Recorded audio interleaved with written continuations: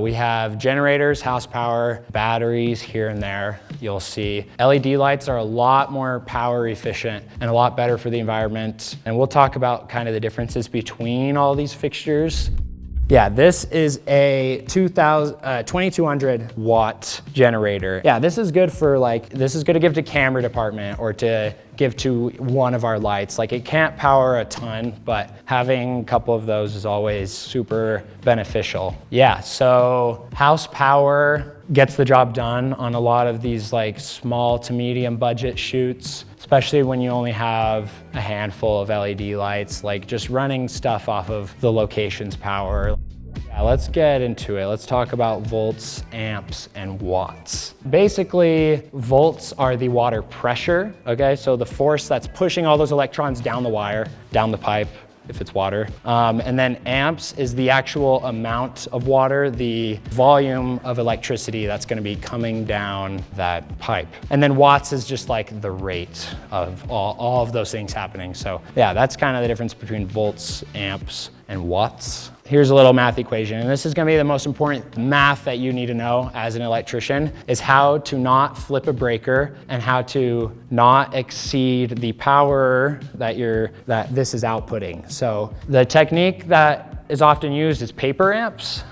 So this is how you find out how many amps basically that you're using. So on a traditional house breaker, you get 15 or 20 amps available to you, and that's how much output it's going. So how do we know how many amps our lights are using, right? Especially the 1200 and the ADC, you'll find on the bottom here, the 1200X uses 1550 watts, okay? So the 1200 in the name is how many watts it's outputting, but the actual power draw, so this draws some power and this draws some power, it's drawing a total of 50. So basically we will divide that 1550, which right in here I have 1400 watts, but anyway, you'll divide that by the voltage and that'll give you the amps. In the US, the voltage is always 120. So that's nice. It's always 120. That never changes. The amps and watts will change though. In other countries, you can get 220 and stuff, Australia and Japan and other places. So sometimes we deal in different voltages, but in the US, it's 120, so you don't really have to worry about that. So 1400 watts or 1500, I don't know if someone wants to plug that in their calculator real quick, but 1550 divided by 120 volts. And that'll give us how many amps. So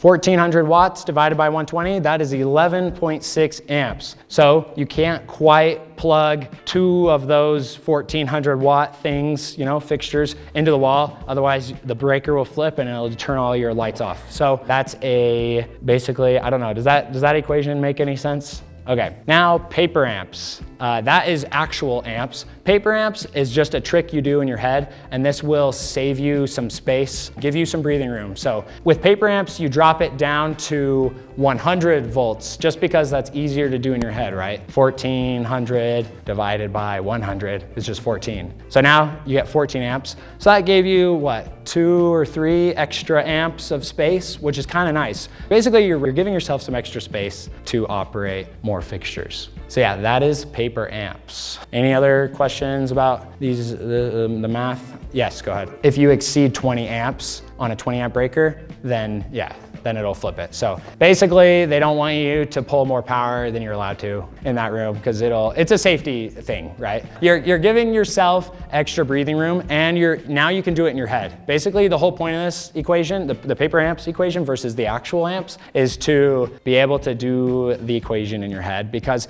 all the time I'm walking around, say I'm going to set this 1200X outside, and I'm doing in my head, I'm like, okay, 1200X divided by 120, that gets kind of difficult to do in your head. So I just divide it by 100. So this was what, 1550, right? So divided by 100, that's 15.5 amps.